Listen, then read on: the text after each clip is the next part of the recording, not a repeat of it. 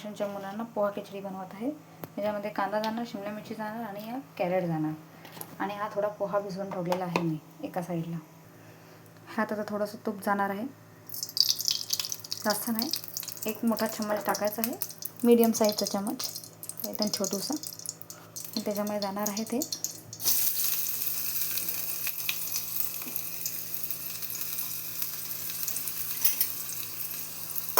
चांगला परतून घ्यायचं मस्त एकदम. जास्त नाही शिजवायचं, कमी शिजवायचं. थोडीशी हिंग टाकेन मी, बस, जास्त नाही, थोडंसं वजनसाठी टाकेन, सॉरी.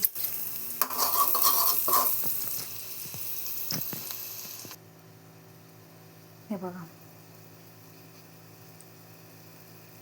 हा मस्त शिजून दिलेला आहे. कॅरेट आणि ते सगळं टाकून थोडंसं पाणी टाकून ह्याला चांगला सॉटे करून घ्यायचं आहे. बघा, ह्याच्यामध्ये हिंग वगैरे टाकलेला आहे, कांदा टाकला आहे, थोडीशी हिंग टाकली आहे आणि गाजर सगळं टाकून रेडी केलेलं आहे.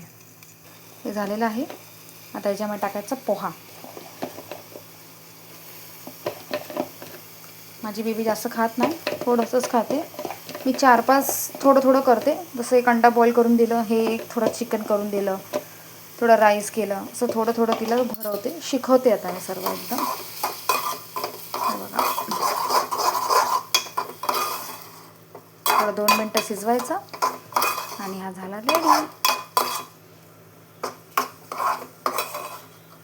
आता तिला मी भरून दाखवू नाही शकत, माझी पोरगी गेली आहे बाहेर तिच्या आजीबरोबर.